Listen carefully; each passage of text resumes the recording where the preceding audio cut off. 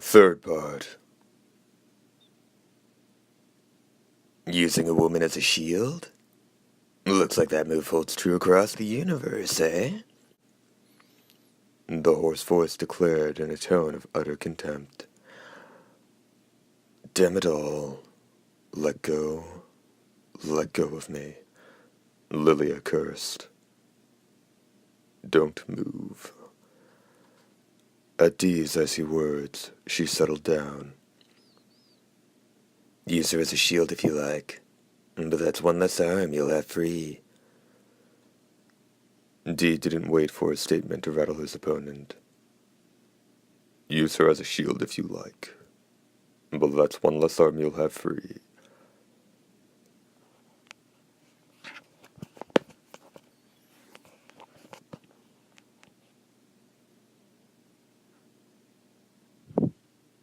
Dee didn't wait for his statement to rattle his opponent.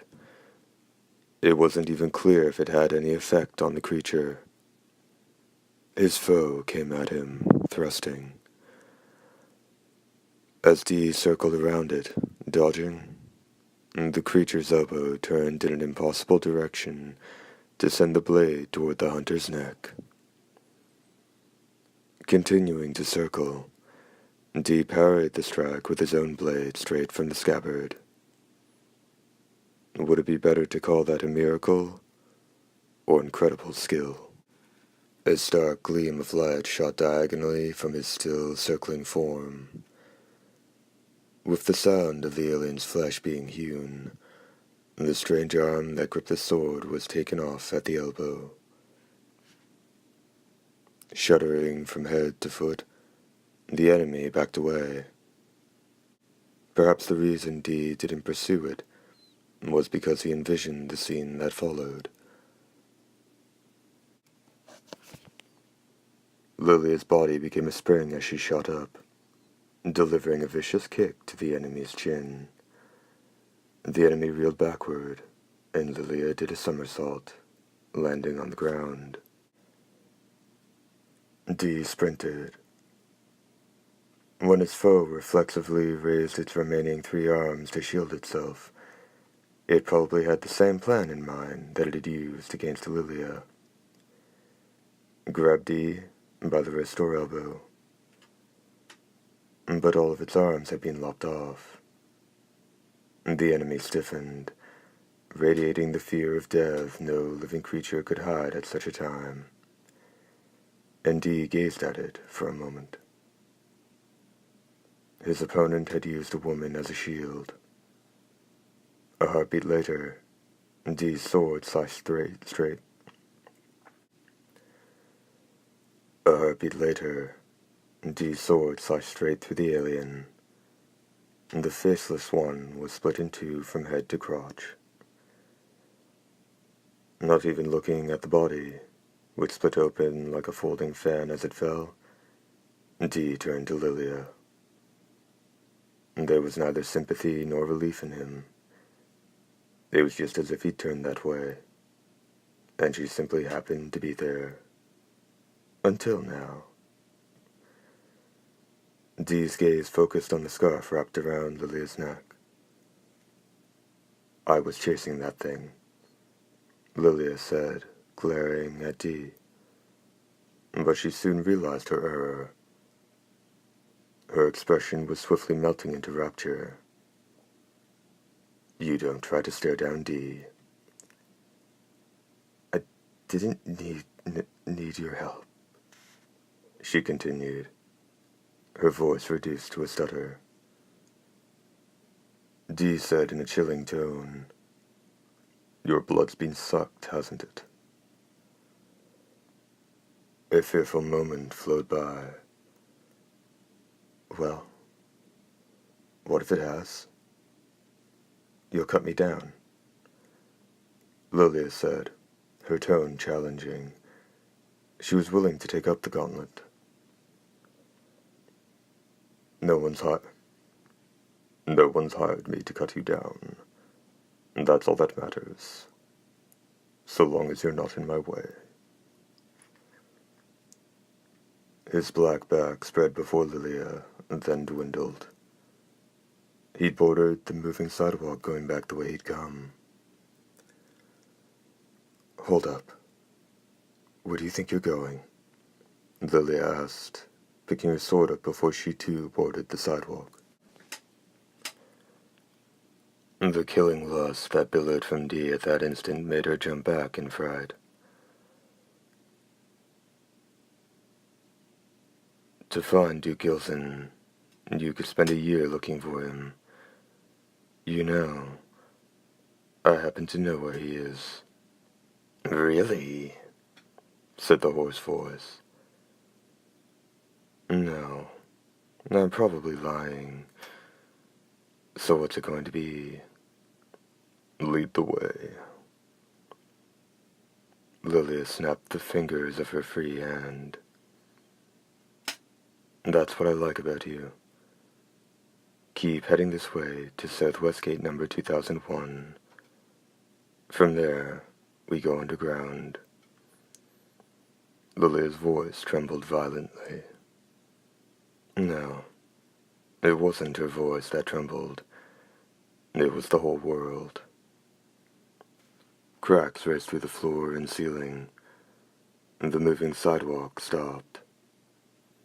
A klaxon had begun to wail intensely. A tremendous energy had been released, grinding through the floor like a wave. But the two of them looked around impassively. That act in itself was incredible. "Below us, right?" Lilia said, closing her eyes. She seemed to be scanning for the origin point of the energy wave.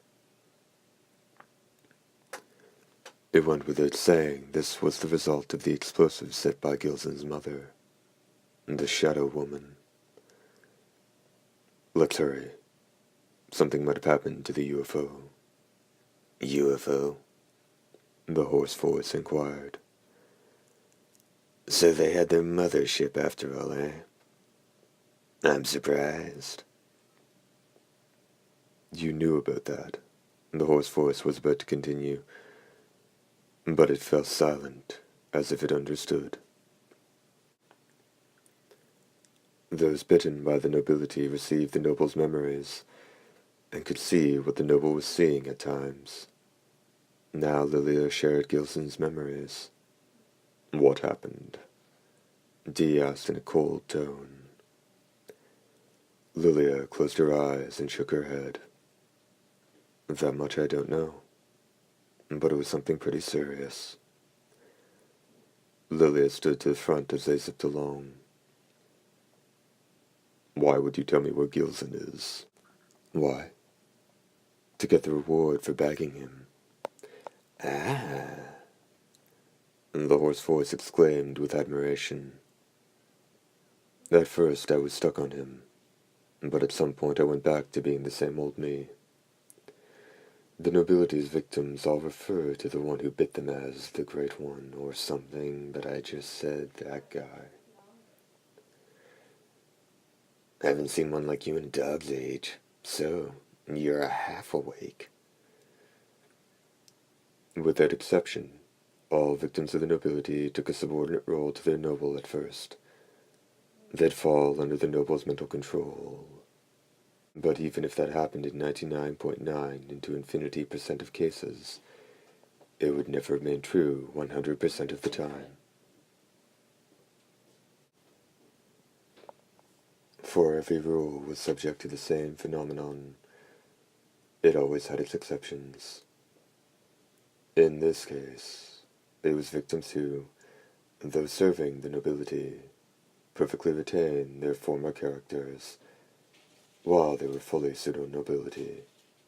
They also had a very real animosity toward nobles that kept the victims from being completely at rest, which is why they were called the half-awake. Dee was now looking at one of those rare exceptions. "So you're the flying Gilson's ointment. Odd. But he doesn't seem the type to be so careless." "He's not about to sweat the likes of me," Lilia said in a self-deprecating fashion. "The only thing that concerns him is you, Dee. And in my current state, I can understand why. Oh, and why is that? Asked the hoarse voice. I'd better not say. Even I couldn't live with my head lopped off, Dee. You're probably something far more important than you ever imagined. Hmm. Well, I'll be. The hoarse voice trumpeted boastfully. As they hurried through the vast castle, Lilia shared everything she knew about Gilson and his plans. Dee's pale, beautiful visage remained unchanged, like that of a corpse drifting under water. But the hoarse voice groaned. I thought as much. He's got some crazy ideas, that one. And this is not good at all. If Gilson succeeds in his attempts, even if only for a while or on a small scale, he'll have made some awful monsters without a doubt. He's experimenting with this stuff on himself. And that's not quite clear. I couldn't catch that. Which means that damn Gilson probably is using himself as a guinea pig. Trouble? Yes, sirree. And then, in a low tone so Lilia couldn't hear, the hoarse voice continued. Since the girl's been bitten by Gilson, she should have a share of his power. She could transform at any time. Stay on your toes. Dee didn't reply. However, if the time came, the young man's icy psyche would doubtless see his blade cut down Lilia. Before long, the savage scars of destruction spread before the eyes of the pair. Where are we? The hoarse voice asked Lilia. His lab. It's an odd mix of biological and chemical stuff. But why did they wreck it? I don't think any biological or chemical research could cause such an intense explosion. The place was rigged with high explosives. Only one person could manage that, without Gilson noticing, said Lilia. Who? Lilia shuddered. The question had come from Dee. Gilson's mother. I don't really know her story, but now she's just a shadow. A shadow. Would you just pick one voice and stick with it? Okay, the hoarse voice said gravely, and Lilia turned a despairing look up to the heavens. What do you mean by a shadow?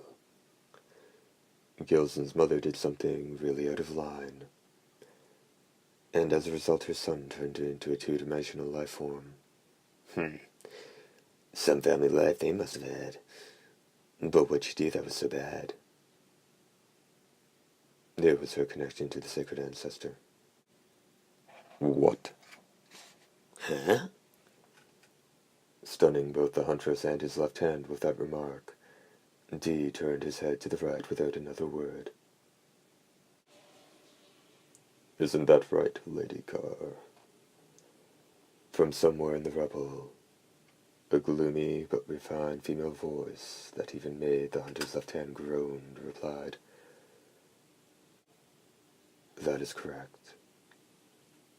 Stunned, Lilia strained her eyes to see, but could find nothing. So you came after all, Dee. I suppose you heard about me from the sacred ancestor, did you not? Yes. The voice fell silent. Humanity suddenly returned to Lilia's stern expression. It was just such a silence. Then, eyes bulging, she stared at Dee. It was fine that Dee might have been acquainted with Gilson. After all, the passage of time meant nothing for those descended from the blood of the nobility. However, to know of a connection between Gilson's mother and the sacred ancestor was an entirely different matter. Could it be that this young man was actually the sacred ancestor's? You were the architect of this destruction, weren't you? Correct. Was Gilson destroyed? Do you believe he would be? No. No. It wasn't Dee who replied. As the group turned their eyes toward the voice, a mountain of rubble weighing thousands of tons rose smoothly into the air. Chapter 3 End.